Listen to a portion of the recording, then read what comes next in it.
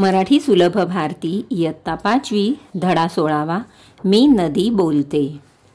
मी आहे नदी, माझा जन्म पर्वतावर होतो। मला अनेक ओढे येऊन भेटतात, त्या ओढ्यांमुळे मी मोठी होत जाते। इतर नद्याही मला येऊन मिळतात।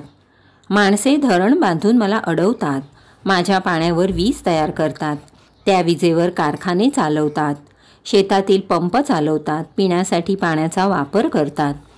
मी उड्या मारते, धावते, उंच कड्यावरून वेगाने कोसळते, धबधब्याच्या रूपाने पर्वतावरून खाली येते, पर्वत उतारावरून मी सपाट मैदानी भागात येते।